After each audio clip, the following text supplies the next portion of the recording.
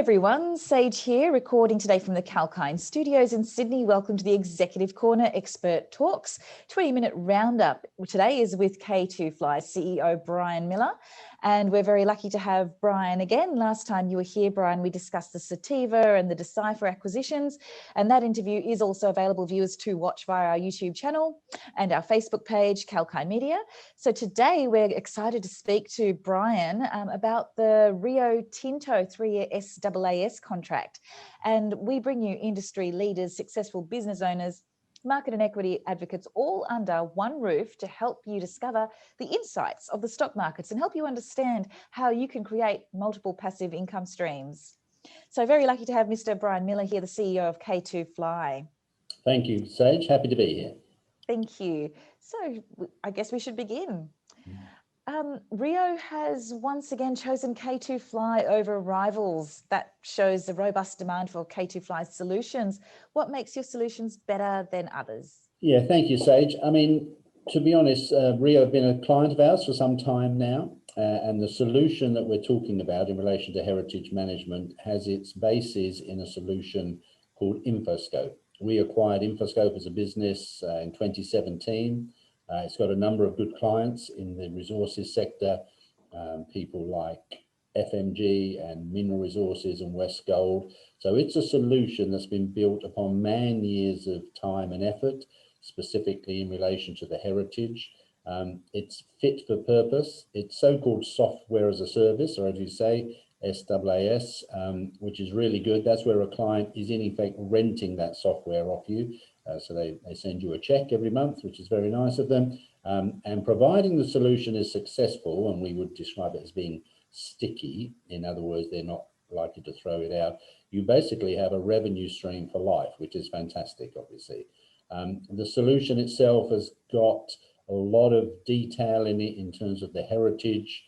We have another client which is known as the Keeping Place, which is an organisation within Western Australia who deal with a lot of Aboriginal communities and how they react and interact with mining firms. So it's got a lot of good stuff in it, and I'm sure that when Rio Tinto were making their decision, they took that on board.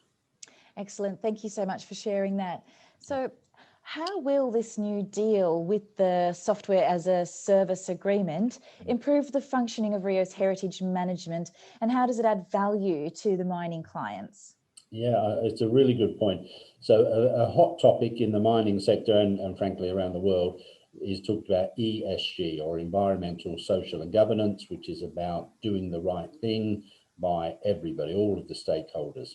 So this heritage management solution that Rio just purchased is about looking at the last 30 years of Aboriginal history that they have available to them. They have a number of assets, things that have been recorded over time, and it's about making them very readily available to end users within that organisation. So if you imagine there's a map of Australia, and then you zoom in and you're looking at Western Australia, and you keep zooming in and you're in the Pilbara region, you keep zooming in and you find a space eventually on a piece of land, which is part of what Rio Tinto own, and they want to do some work. Somebody wants to do some work, maybe they just want to go and investigate something.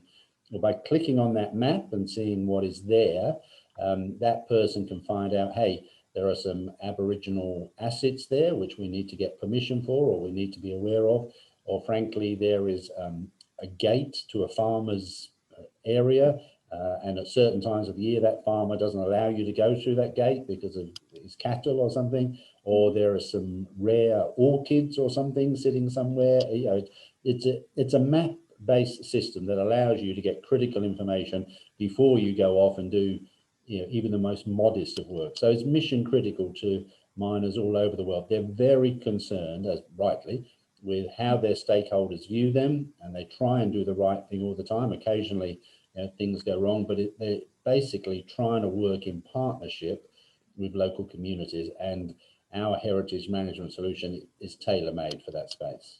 Excellent. Well, thank you. So the Infoscope platform is actually helping your clients to meet their environmental, social and governance ambitions and obligations, as your press release states. Yeah. So this deal has been a part of K2F's land and expand strategy. Could you please shed some light on this strategy for our viewers? Yeah, sure. So the the cornerstone to what K2fly is trying to do, how it is validated, it's basically validated by the fact that a lot of mining firms have bought our software. It's also validated by the fact that SAP, the world's largest enterprise resource planning software provider, have given us a special status within their ecosystem. And more recently, on the assumption that shareholder approval is given for the Decipher acquisition, Wesfarmers, who are a very big entity in Australia, will be a 10% shareholder in K2fly. So that's the sort of the background. We know that we're validated and we've been approved and everybody is endorsing us, which is great. But in terms of what the company is concerned about, the company needs to make progress, it needs to grow, it needs to win business, and it needs to increase its revenues, etc. We take a view that many of these large clients that we have, and people may be familiar with the likes of Rio Tinto, FMG, Glencore, South 32, Roy Hill, etc. We can deliver other services to those clients. We have a number of solutions. So we acquired Infoscope in 2017, we acquired R-Cube in 2019, we went for Sativa in 2020, and subject to shareholder approval, we will be acquiring Decipher this year in 2021. And each of those companies have proven software which fits into a mission critical piece, which is the type of thing that keeps the C-level people within those mining firms, the big hitters, it keeps them awake at night. So we've got software which deals with how they report their mining reserves to the stock market, for instance. We've got software in there which is about their drilling processes and how they work around that.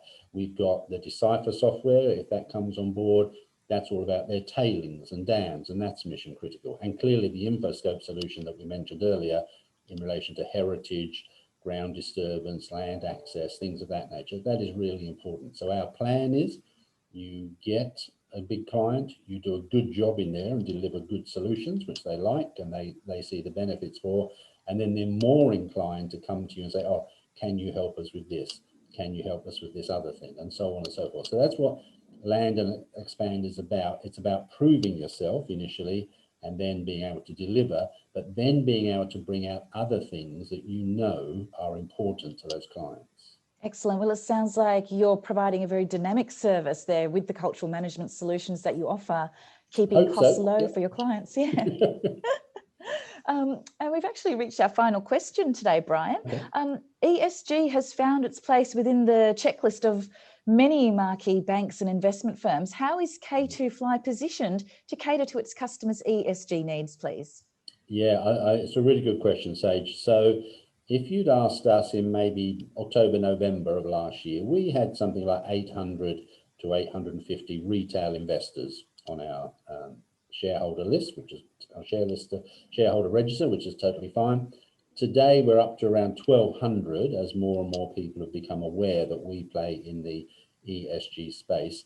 And basically, certainly in Australia, if you look at things like the Australian Financial Review or the Australian, two newspapers, credible newspapers, pretty much every day there's a story in there relating to ESG. It's wrapped up in this whole idea of social license to operate, being seen to do the right things. So that's a really important topic.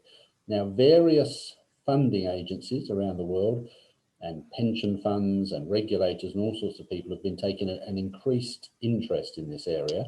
So just as an example, the Church of England Pension Fund, which is a pretty narrow, pretty specific group, but they have a lot of investments around the world in mining firms.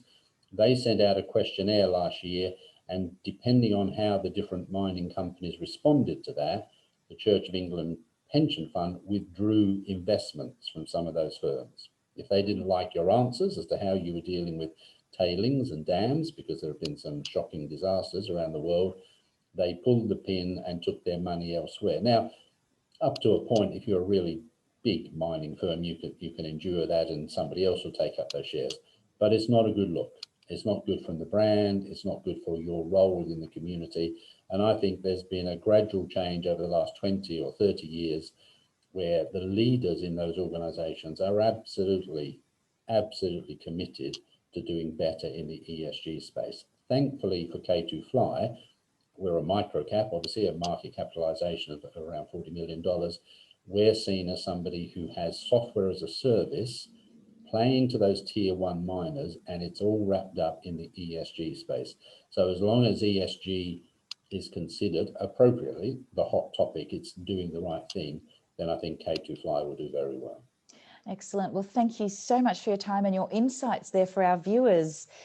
So if you do want to note down, viewers, the ASX ticker code for K2fly is K2F, if I believe. Is that correct, Brian? That is K2F? absolutely, Sage. Thank you very much. Excellent.